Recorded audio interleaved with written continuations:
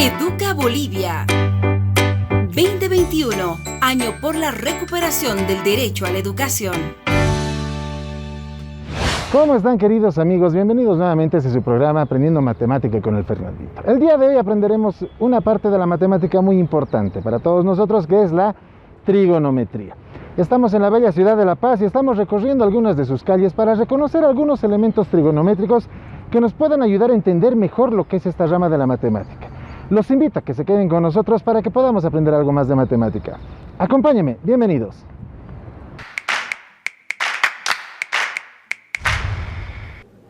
Bien, estimados amigos, ahora procedamos a teorizar un poco sobre lo que son los triángulos. Clasificación de triángulos hay muchas, pero sin embargo hay semejanzas también entre ellos. Por ejemplo, cada triángulo tiene tres lados: el lado 1, lado 2, lado 3, y en este otro lado, en este otro triángulo también vemos que tiene el lado 1, el lado 2 y el lado 3. Cuando se juntan dos lados, están formando un ángulo. La unión de dos lados forman un ángulo. Es así que se forman dentro de un triángulo tres ángulos interiores: el ángulo 1, el ángulo 2 y el ángulo 3.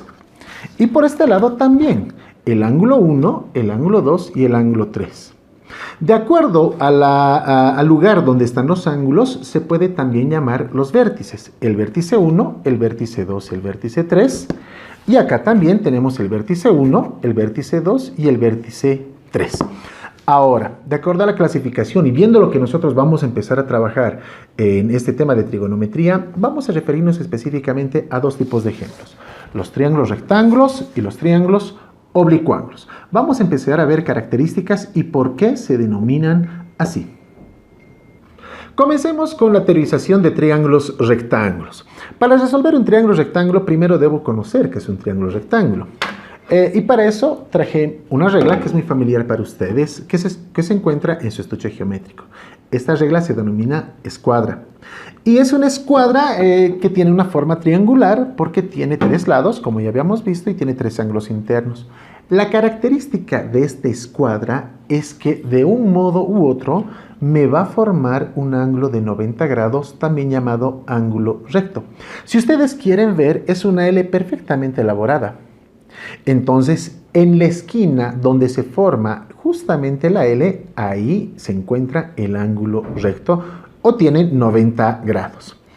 Esta escuadra nos va a servir para que nosotros también podamos definir todo lo que se refiere los lados y las partes de un triángulo rectángulo. Por ejemplo, el lado más largo que tiene este triángulo rectángulo se llama hipotenusa. Y los otros dos lados menores que forman el ángulo recto se llaman catetos. Y de acuerdo a la posición de los ángulos internos, vamos a encontrar a partir de este triángulo rectángulo todas las funciones trigonométricas que conocemos. Continuamos con el ejemplo de la escuadra porque es el ejemplo más claro que nosotros tenemos cada que vamos al colegio o manejamos nuestro estuche geométrico. Entonces, ahora lo que vamos a hacer es definir las partes que tiene un triángulo rectángulo en este ejemplo de la escuadra que nosotros tenemos. Por ejemplo, al lado mayor, que es la hipotenusa, le vamos a denominar con la letra H. Al cateto vertical le vamos a denominar con la letra A. Y al cateto horizontal lo vamos a denominar con la letra B. Podemos utilizar cualquier tipo de letra para definirlos. Sin embargo, son las más convencionales las que estamos manejando ahora. No nos olvidemos también que tenemos dos ángulos interiores, aparte del que se forma con los 90 grados, ¿verdad? Este ángulo de acá y este ángulo de acá. Y hay una relación dentro de lo que se refiere un lado y su ángulo correspondiente. ¿Por qué? Porque de acuerdo a la posición del lado, nosotros vamos a poder encontrar su ángulo. Es decir, si acá nosotros tenemos el lado A, el ángulo A va a ser correspondiente al ángulo que está al frente del lado. Es decir, que el ángulo que está al frente, que no toca el lado A, ese es el ángulo A. Lo mismo sucede con el ángulo B. ¿Cómo puedo encontrar el ángulo B? Justamente partiendo del lado que tengo de dato. Si yo tengo el lado B, el ángulo que está al frente del lado, entonces ese es el ángulo B. Y lo vamos a denominar, los ángulos sabemos que se denominan por letras mayúsculas. En este caso estoy poniendo AB o también por letras del alfabeto griego. Una vez que ya tenemos todo esto, pues pasemos a ver ¿cuáles son las herramientas que nos permiten resolver este tipo de ejemplos? Dentro de las herramientas que tenemos para que podamos resolver estos triángulos rectángulos, nosotros tenemos más que todo fórmulas para resolverlas. Una de ellas, y la más importante por decirlo así, se llama teorema de Pitágoras. Este teorema de Pitágoras no es nada más que una relación entre la hipotenusa y los dos catetos que nosotros tenemos. Como la hipotenusa es el lado mayor, entonces podemos definir la fórmula de acuerdo al teorema de Pitágoras como la hipotenusa elevada al cuadrado es igual a la suma de los cuadrados de los dos catetos que tenemos. O también nosotros podemos hacer lo siguiente. Si yo elimino el cuadrado de la hipotenusa, otra fórmula que también vamos a encontrar en varios libros es justamente esta. La raíz cuadrada de la suma de los catetos elevados al cuadrado. Y esta es otra fórmula también valedera para que nosotros podamos resolver la hipotenusa o hallar cualquiera de los catetos que nos está pidiendo. La suma de los ángulos internos da 180 grados. Pero la ventaja es que nosotros tenemos acá este ángulo que estoy marcando acá en la pizarra. Ese ángulo mide 90 grados. Y se lo simboliza por un puntito, un cuadrado por un puntito. Esa medida me dice que es de 90 grados. Por tanto, los otros dos ángulos, el ángulo A y el ángulo B, tienen que medir los otros 90 grados para que puedan sumarse 180. Y esa es la suma de ángulos internos, donde yo voy a decir que el ángulo A más el ángulo B tienen que dar 90 grados exactamente. De acá podemos despejar el ángulo A o el ángulo B y encontramos el ángulo que nos está faltando. Y ahora vamos a ver las funciones trigonométricas más importantes que sí o sí tienen que entrar en la resolución de este tipo de triángulos rectángulos. La primera, que es la función seno del ángulo alfa. Recordemos un poco la fórmula de la función seno. El seno no es nada más que el cateto opuesto sobre la hipotenusa. Vamos con la función coseno. La función coseno no es más que el coseno de cualquier ángulo, no es nada más que el cateto adyacente sobre la hipotenusa. Finalmente veamos la función tangente. La función tangente tiene por fórmula, obviamente de cualquier ángulo en cuestión, nada más que el cateto opuesto sobre el cateto adyacente. Obviamente estas tres funciones trigonométricas se tienen que aplicar a uno de los ángulos que estamos teniendo interiores aparte de 90 grados. Veamos ahora cómo vamos a resolver este tipo de triángulos o veamos cuál sería la fórmula del seno aplicado a los datos que tenemos en este triángulo rectángulo. Por ejemplo, yo voy a hablar del seno del ángulo A. Mi ángulo de referencia ahora va a ser este ángulo, el ángulo A. Cuando nosotros estamos hablando de la función seno, debo ver que la fórmula me dice que es el cateto opuesto sobre la hipotenusa. ¿Pero qué es un cateto opuesto? El cateto opuesto es justamente esto que les estoy mostrando acá.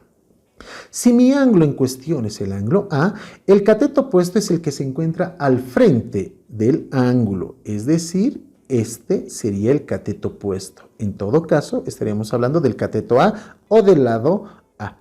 Entonces, el cateto opuesto es A y la hipotenusa, como ya conocemos, sigue siendo la misma H. Por tanto, vamos a colocar debajo H. Vamos a ver la función coseno del ángulo A. El coseno me está indicando que tiene por fórmula el cateto adyacente sobre la hipotenusa. Pero definamos cuál es el cateto adyacente del ángulo A. No nos olvidemos que la definición de cateto adyacente indica que es el lado que está tocando el ángulo o que forma el ángulo. Entonces, si estoy hablando de que este es el ángulo en cuestión, el lado correspondiente al cateto adyacente es justamente este que estamos marcando, el lado B. Este lado B está formando el ángulo A. Por tanto, ese es el cateto adyacente. Si lo ponemos en la fórmula sería B sobre H. Finalmente veamos lo que es la tangente del ángulo A. Y la tangente del ángulo A no es más que, según la fórmula, me indica que es el cateto opuesto sobre el cateto adyacente. Nuevamente voy al gráfico y veo que el ángulo A está acá y el cateto opuesto es justamente el que está al frente. Ya habíamos dicho que ese es el cateto opuesto, el que está al frente. En todo caso sería el lado A. Y el cateto adyacente es el lado que me está indicando que está formando el ángulo. Es decir, este ángulo tiene o se está formando gracias a este lado. Entonces este lado es el cateto adyacente y el cateto adyacente es la letra B. Lo que ustedes tienen acá no es nada más que las tres principales funciones trigonométricas para el ángulo A. Veamos ahora cómo se comporta o cuál es el comportamiento de estas mismas funciones, pero para el ángulo B. Entonces, ahora el ángulo en cuestión va a ser este ángulo B o el ángulo superior. ¿Qué es lo que vamos a hacer? Nuevamente vamos a aplicar las mismas funciones trigonométricas a este ángulo. Es decir, yo voy a colocar o quiero averiguar cuál es el seno del ángulo B. La fórmula va a seguir siendo la misma, el cateto puesto sobre la hipotenusa. Sin embargo, ahora el ángulo en cuestión ya ha cambiado de posición. Estoy hablando del ángulo B. Este ángulo B va a ser, ¿cuál va a ser el cateto opuesto de este ángulo B para encontrar la función seno? Es esta de acá. Habíamos dicho que el cateto opuesto es el que está al frente del ángulo. Entonces, este lado que tengo acá, ese es el lado B y ese es el cateto opuesto. Entonces, el cateto opuesto es B sobre la hipotenusa que nosotros la seguimos trabajando con la misma letra H. Vamos con la función coseno. El coseno del ángulo B, ahora no nos olvidemos nuevamente que estamos trabajando sobre el ángulo B. Estamos aplicando las funciones trigonométricas al ángulo B. La fórmula me indica que es el cateto adyacente sobre la hipotenusa.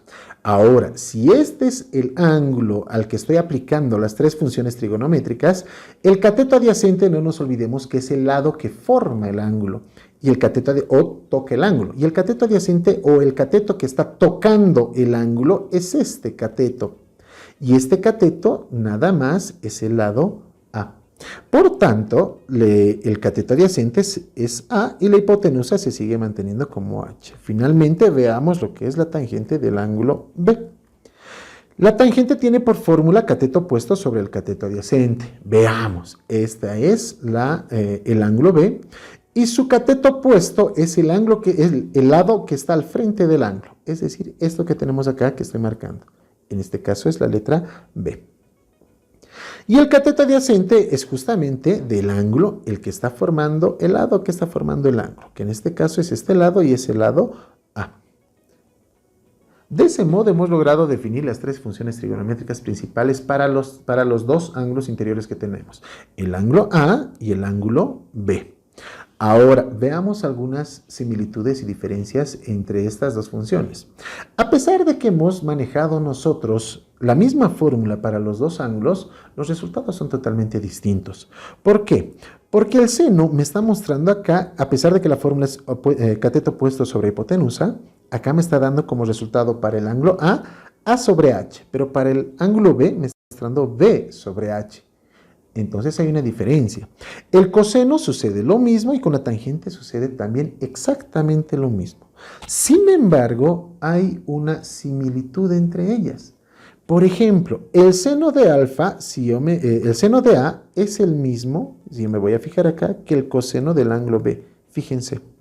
Tengo la fórmula que es igual a sobre H y el resultado también es A sobre H. Entonces, el seno del ángulo A es igual al coseno del ángulo B. Y lo mismo sucede con el coseno. Fíjense, el coseno del ángulo A es correspondiente o tiene el mismo resultado que el seno del ángulo B. El coseno del ángulo A me dice B sobre H y el seno del ángulo B me está diciendo que es B sobre H. Tienen los mismos resultados. Si nosotros llegamos a completar las 6 funciones trigonométricas, va a haber una correspondencia entre senos y cosenos, tangentes, cotangentes secantes y cosecantes de ambos ángulos, pero de manera cruzada. Los últimos dos conceptos que vamos a aprender para resolver triángulos rectángulos justamente son lo que se refiere el ángulo de elevación y el ángulo de depresión. Pero antes debemos definir primero la línea de horizonte de un observador. El horizonte es justamente aquella parte, acá en el ejemplo, la línea del cual está mirando el observador. Como ustedes pueden ver, la línea celeste que estoy poniendo acá es el horizonte del observador. Ahora vamos a definir lo que es el ángulo de elevación. Si el observador llegara a observar una cabina cualquiera del teleférico, estaría mirando por encima de su línea de horizonte. Por tanto, ese es el ángulo de elevación. Sin embargo, si el observador llegara a ver por debajo del horizonte a un pumacatari, como lo está haciendo en este momento, pues entonces estaría teniendo un ángulo de depresión. Entonces, no nos olvidemos, cuando está mirando encima del horizonte, es el ángulo de elevación. Y si está mirando por debajo de la línea de su horizonte, es el ángulo de depresión. Y estos ángulos los podemos denominar por las letras alfa. En este caso vamos a manejar el alfabeto griego, alfa y beta.